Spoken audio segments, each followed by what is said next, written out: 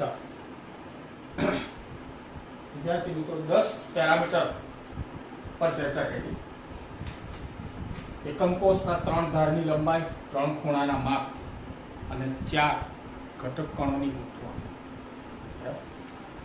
આ 10 પેરામીટરને ધ્યાનમાં લઈ અને 14 કુદરતી બ્રેવાઇસ લેટિસ જે કુદરતે આપેલી છે, બરાબર, એવી 14 બ્રેવાઇસ લેટિસ નો અભ્યાસ કરવાનો છે.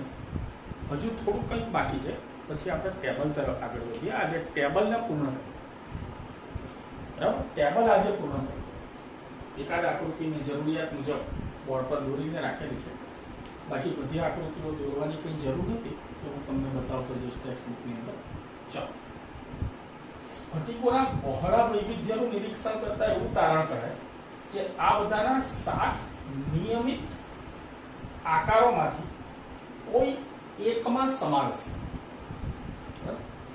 હવે મૂળભૂત આકારો પડે 7, બ્રેવાઇસ લેટિસ છે 14, નો ડાઉટ.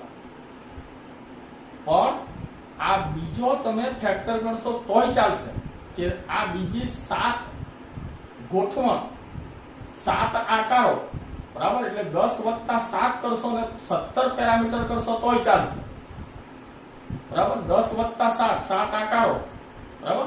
તો એમ મળીને 14 બ્રેવાઇસ લેટિસ ટોટલ કરવાની છે. ચાલો, આ મૂળભૂત નિયમિત આકારો 7 સ્ફટિક પ્રણાલીઓ કહેવામાં આવે અને સ્ફટિક પ્રણાલી કહેવામાં આવે. આપેલો સ્ફટિક કઈ પ્રણાલીમાં સમાવિષ્ટ થાય છે એનો આધાર તેના ખૂણા માપીને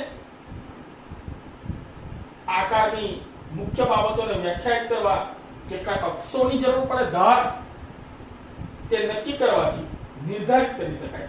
અને આકૃતિની અંદર આ 7 ગોઠવણો આપેલી છે. ટોટલ હું મારું હમણાં 14 તમને બતાવીશ કે ક્યાં છે આ 14 વ્યવસ્થા, બરાબર. આજે આપણે આટલું જ કામ ફક્ત કરવાનું છે, બરાબર. અને એથી આગળ પછી આપણે પરમાણુઓની ગોઠવણ અને ગણતરી, બરાબર, એ આપણે નેક્સ્ટ વિડીયોમાં કરીશું. આ ટેબલ જેડબલી અને નીટ જેવી એક્ઝામો માટે ખૂબ જ અગત્યનું હોય, બરાબર. બિલકુલ અને બિલકુલ ધ્યાનપૂર્વક એને આપણે કરવાનું છે. લખે છે ફ્રેન્ચ ગણિતશાસ્ત્રી બ્રેવિસ, એટલે આનું નામ બ્રેવિસ લેટિસ, બ્રેવિસ ગોઠવણ, બરાબર. એવી વાત આ નામ પરથી કરવામાં આવે. એમાં માત્ર 14 શક્ય ત્રિપરિમાણીય લેટિસ, 14 લેટિસ, બરાબર. આ ધ્યાન રાખો. 10 પીલા ફેક્ટર, 7 ગોઠવણ, એમ મળીને ટોટલ 14 વ્યવસ્થા ઊભી થાય છે. તેને બ્રેવાઇસ લેટિસ કહેવામાં આવે.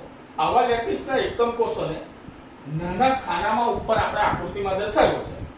તેથી તેમના આદિમ કોષોની તથા તેઓ બનાવી શકાતા હોય તો કેન્દ્રિત એકમ કોષોની લાક્ષણિકતાઓની યાદી પણ કોષ્ટકમાં આપી છે. આદિમ પણ, બરાબર, અને કેન્દ્રિત એકમ કોષ પણ. કેન્દ્રિત એકમ કોષમાં 3 વ્યવસ્થા છે, તમને ખબર છે. અંતઃ કેન્દ્રિત ઘન, ફલક કેન્દ્રિત ઘન અને અંત કેન્દ્રિત ઘન, બરાબર. આ 3 વ્યવસ્થા એમાં છે. હવે મારી પાસે આ જે 7 ગોઠવણીઓ છે એ બધામાં, તમામમાં, બરાબર, આદિમ વ્યવસ્થા ફરજિયાત છે. આદિમ વ્યવસ્થા એ ફરજિયાત છે, બરાબર.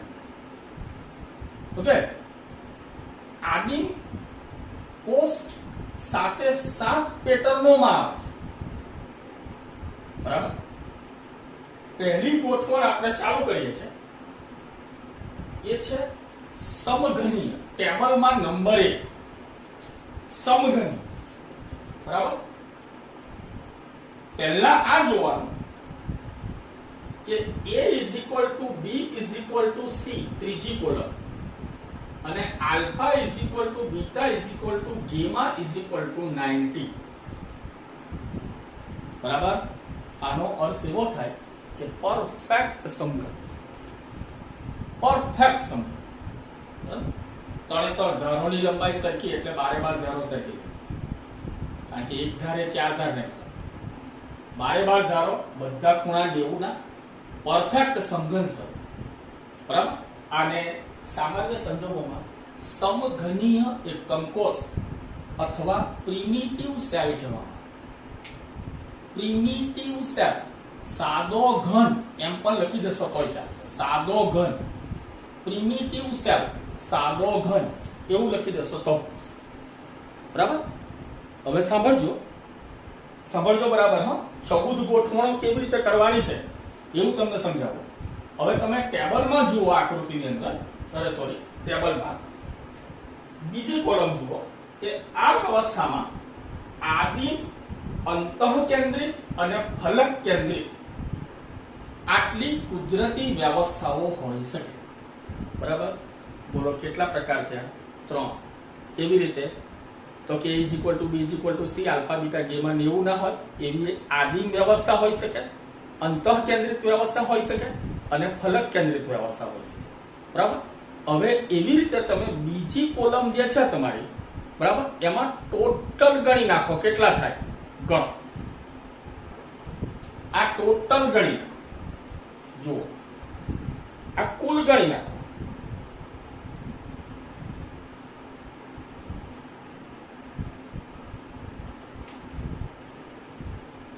તો 14 માનવું પડશે. બરાબર. આ તમારી 14 બ્રેવાઇઝ લેટર્સ. ધાર અલગ, ખૂણા, આ તે, અંતઃકેન્દ્રિત, ફલક કેન્દ્રિત, આ બધું કરતા 14 વ્યવસ્થાઓ ઊભી થાય. આ તમારી 14 કુદરતી બ્રેવાઇઝ લેટર્સ. બરાબર.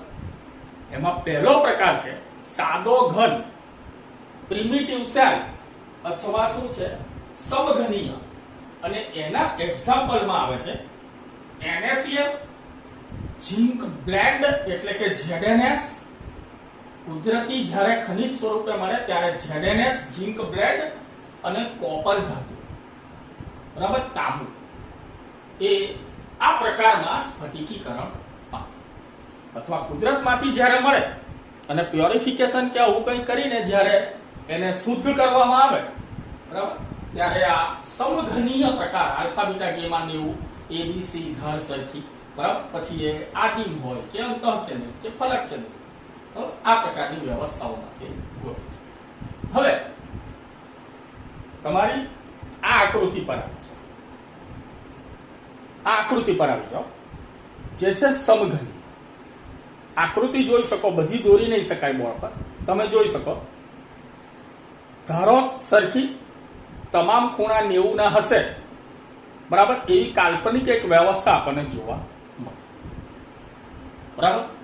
7 આકૃતિઓ છે ટોટલ, જોઈ લો. એ પેલી 7 પ્રણાલી, બરાબર, 7 આકૃતિ છે એ તમારી 7 પ્રણાલી સમજો. બરાબર.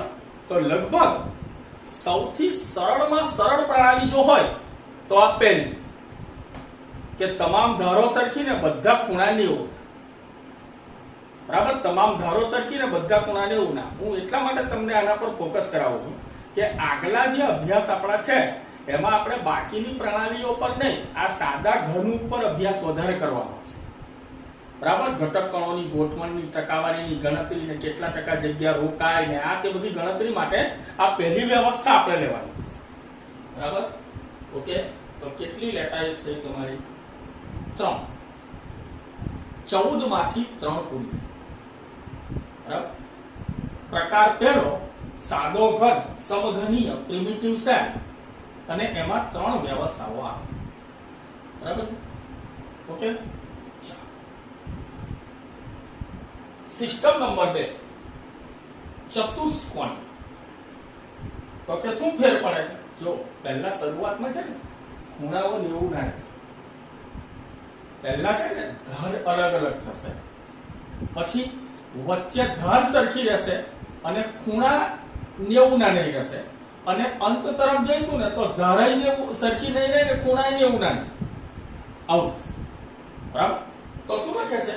તો કે A is equal to B પણ is not equal to C. ત્રીજી ઊભી ધાર જે છે, ઊભી ધાર એ A અને B કરતા હું મારી રીતે તમને કહી દઉં અત્યારે કે લાંબી જ હોય, ટૂંકી ના હોય. આ મારા નોલેજથી હું તમને અત્યારે તો is not equal to C, no doubt. પણ ધાર C જે છે એ લાંબી જ હોય, ટૂંકી ના, બરાબર. અને ખૂણા બધા 90 ના છે, alpha beta gamma is equal to 9, બરાબર. સફેદ ટીન, સફેદ બે પ્રકારના ટીના, એના બહુરૂપો બે છે, બરાબર છે. સફેદ અને ભૂખરું, અનુક્રમે આલ્ફા ટીન અને બીટા ટીન એમ કહે, બરાબર. Alpha tin SN stannous, alpha tin અને બીટા ટીન, બરાબર, એવું એને કહેવામાં આવે. બે એલોટ્રોપ્સ, સફેદ ટીન SnO2 સ્ટેનસ ઓક્સાઇડ. તમારા નોલેજ માટે કહું છું, લખતા બી રહેજો. જો SnO2 જમીનમાંથી મળે ને ખનિજ સ્વરૂપે, તો આ કોઈને ખબર નહીં હોય, ધ્યાન રાખજો. એનું નામ કેસીટેરાઇટ, કેસીટેરાઇટ, કેસીટેરાઇટ મળશે નહીં ક્યાંય, ધ્યાન રાખજો. SnO2 જો જમીનમાંથી મળે તો કેસીટેરાઇટ એને કહેવામાં આવે. ત્યાર પછી છે TiO2, ટિટેનિયમ ડાયોક્સાઇડ. જો એ જમીનમાંથી પ્રાપ્ત થાય ખનિજ સ્વરૂપે તો એનું નામ રૂટાઇલ છે. રૂટાઇલ માટે કોઈ મોટી એક્ઝામોમાં રૂટાઇલ એમ લખીને આપે તો ગૂંચવાનું નહીં. રૂટાઇલ એટલે TiO2, કાળજી રાખો. અને છેલ્લું છે CaSO4, કેલ્શિયમ સલ્ફેટ, બરાબર. એનું કોઈ એવું પર્ટિક્યુલર નામ છે નહીં, બરાબર. આ ધ્યાન રાખો. તો આ તમારી પ્રણાલી નંબર 2. અને પ્રણાલી નંબર 2 ની અંદર આદિમ આવે છે અને અંતઃ કેન્દ્રિત આવે છે. બીજી કોલમમાં જોયું આદિમ અને અંતઃ કેન્દ્રિત, બરાબર. એટલે કુલ બ્રેવાઇસ લેટિસ થઈ તમારી 5. પહેલા પ્રકારમાં 3, બીજા પ્રકારમાં, બરાબર. હવે ઉપલી 7 આકૃતિઓમાં ચતુષ્કોણીયની આકૃતિ બીજા નંબરની છે. પહેલી હરોળમાં, પહેલી હરોળમાં બીજા નંબરની તમે જોઈ શકો છો કે એક ધાર ઊંચી દેખાય છે, ધાર C લાંબી દેખાય છે, બરાબર છે. એ પ્રકારનો આ એકમ કોષ છે. એક ધાર લાંબી, બરાબર, ધાર C ઊંચી અને A અને B આ સમાન ધારો, A અને B સમાન ધારો અને ધાર C ઊંચી, બરાબર. તો એ ચતુષ્કોણીય પ્રકારની પ્રણાલી ગણાશે. ખરેખર એક્ઝામ્પલ સાથે આ ટેબલને તમારે ક્લિયર કરવાનું હોય, બરાબર. આ ધ્યાન રાખજો, ઉદાહરણ સહિત આમાં યાદ રાખવું પડશે તમારે, બરાબર છે. ચાલો, તો આ સાથે 2 પ્રણાલી અને 5 બ્રેવાઇસ લેટિસ પૂર્ણ કરી છે. ત્રીજા પર ચાલીએ, ઓર્થોરોમ્બિક. ઓર્થોરોમ્બિક પ્રણાલી તો કે બધા ખૂણા 90 ના છે, પણ એકય ધાર સરખી નથી. A is not equal to B is not equal to C. મેં કેમનું તમને કીધું કે પહેલા બધી ધારની વાત આવશે, પછી ખૂણાઓ બગડશે, પછી છેલ્લે બધું જ અલગ હોય એવું થશે. તો તમારે વિચાર કરવું જોઈએ કે 7 પ્રણાલીમાંથી સૌથી કોમ્પ્લિકેટેડ જો હશે ને તો છેલ્લી પ્રણાલી, અને સૌથી સરળ અને સાદી વ્યવસ્થા હશે ને તો પહેલી, બરાબર. ચાલો, ઓર્થોરોમ્બિક. A is not equal to B is not equal to C. Alpha beta gamma is equal to 9, બરાબર. રોમ્બિક સલ્ફર KNO3, જેને આપણે સાદી ભાષામાં સુરોખાર કહે, સુરોખાર KNO3 અને BaSO4 બેરિયમ સલ્ફેટ જો જમીનમાંથી મળે તો એને બેરાઇટીસ કહેવામાં. બેરાઇટીસ, બેરાઇટીસ BaSO4 જમીનમાંથી મળે તો એને બેરાઇટીસ કહેવામાં. આવા બધા નામો જાણી રાખવા જરૂરી કે કોઈ મોટી એક્ઝામની અંદર, બરાબર, આવા નામો થકી જ્યારે ચાલે ત્યારે ગોટાળા થવા નહીં જોઈએ. અને આમાં આદિમ પણ છે, અંતઃ કેન્દ્રિત છે, ફલક કેન્દ્રિત છે અને અંત કેન્દ્રિત છે. ચારે ચાર ગોઠવણી આવતી હોય એવી આ એકમાત્ર પ્રણાલી, બરાબર. ત્રણે ત્રણ ધારો અલગ અલગ હોય, ખૂણા બધા 90 ના હોય ને 4 ગોઠવણો આવતી હોય એવી આ એક જ પ્રણાલી છે. એટલે 3 ને 2 5 ને 4 9 તમારી બ્રેવાઇસ લેટિસ. પહેલામાં 3, બીજામાં 2, ત્રીજામાં 4, બરાબર. આકૃતિની અંદર જોઈ શકો ઓર્થોરોમ્બિક તમારી ત્રીજી આંકડી, બરાબર? આ ત્રીજી આકૃતિ થોડુંક જોશો તો ખબર પડે છે કે બધા ખૂણા 90 ના છે, પણ એક પણ ધાર સમાન નથી લંબાઈની દ્રષ્ટિએ, બરાબર? લાંબી ટૂંકી ધારો છે, બરાબર? આ ધ્યાન, બરાબર? લાંબી ટૂંકી ધારો છે, એટલે આને ખાસ ધ્યાનમાં રાખવાની જરૂર, બરાબર છે?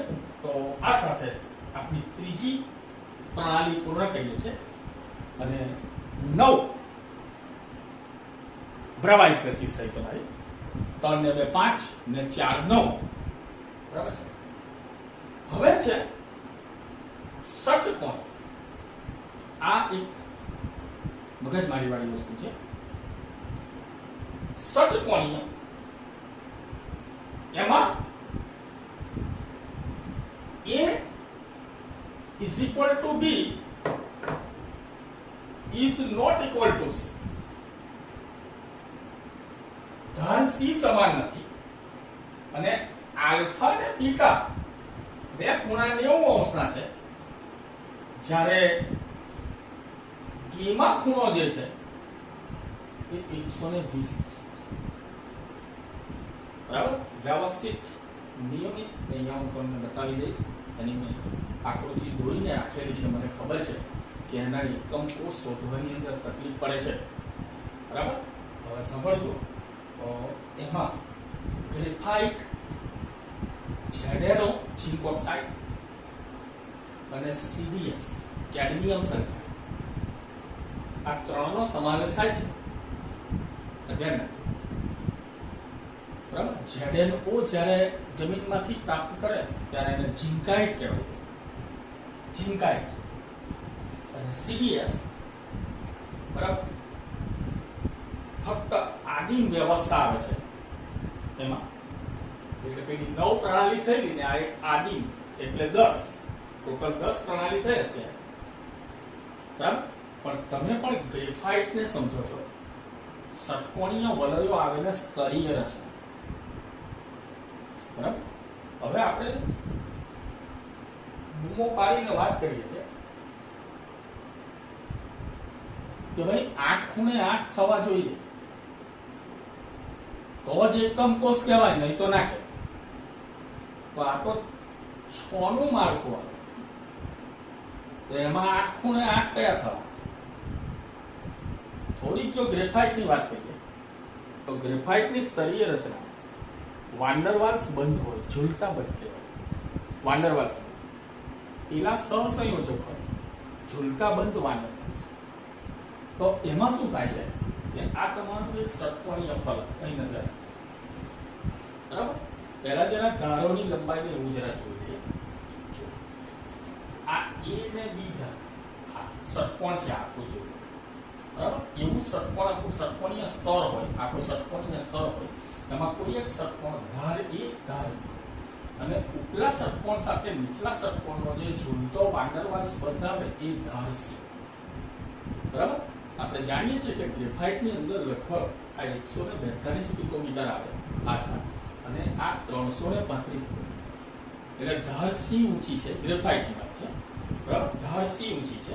પછી 90 ના ખૂણા કેવી રીતે? 290 ના ને 120 નો કેવી? બરાબર? તો આ જે છે આપણું ષટકોણ, એને આપણે આમ પકડીએ.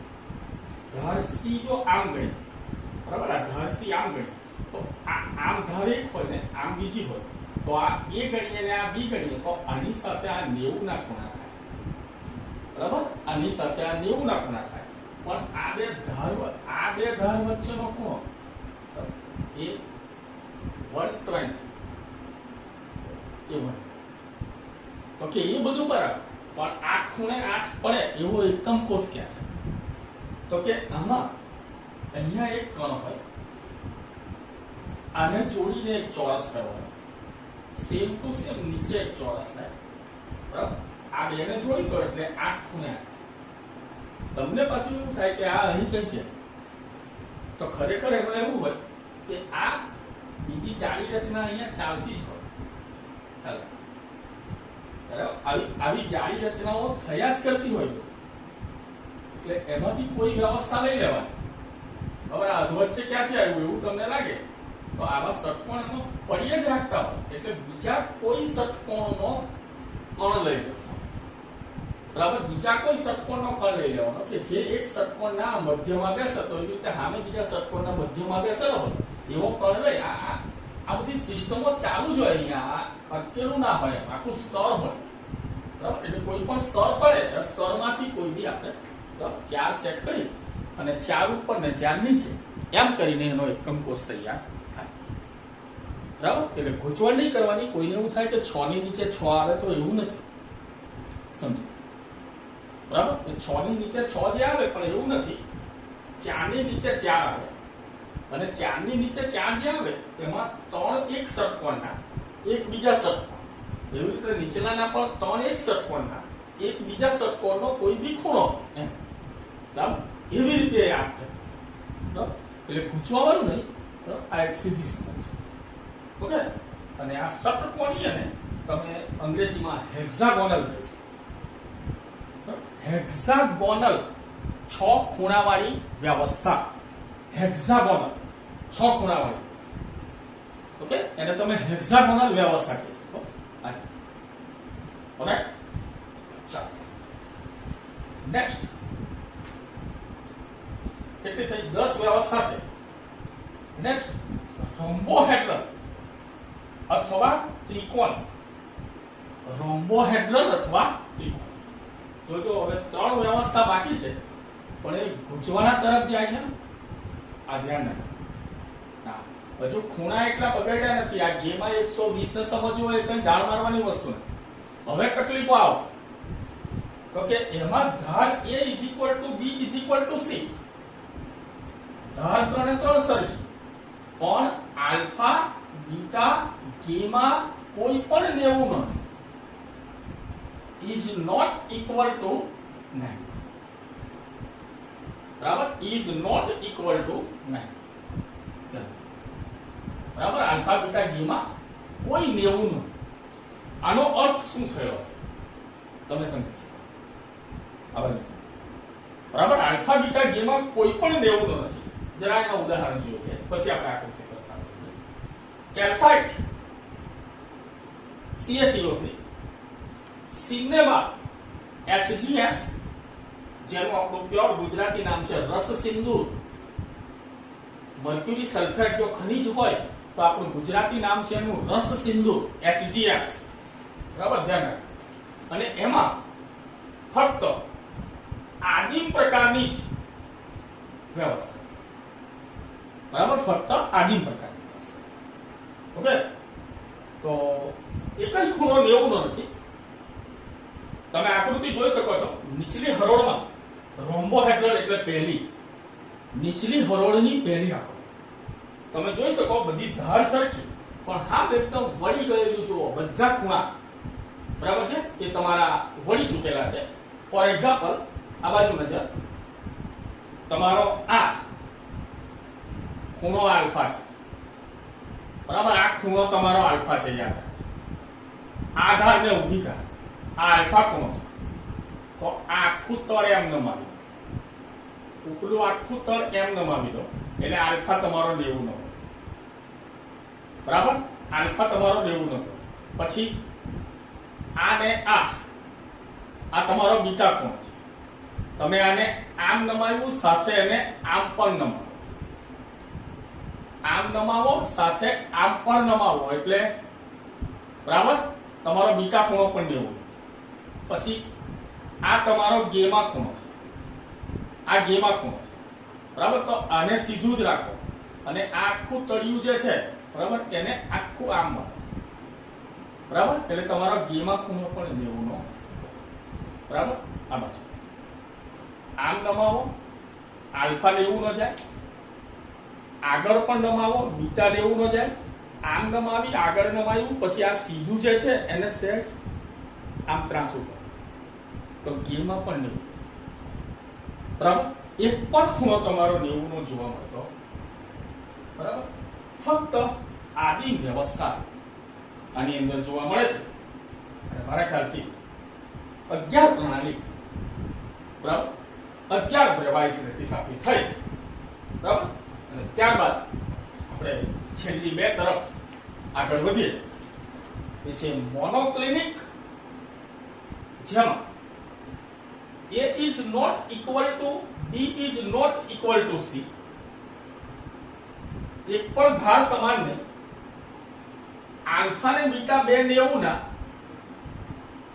આલ્ફા ને બીટા બે 90 અંશનો, બરાબર, સોરી, આલ્ફા ને ગેમા બે 90 અંશના, પણ beta is not equal to 9. એક ખૂણો 90 નો નથી, બરાબર, એક ખૂણો 90 નો નથી, બાકી બે 90 ના છે.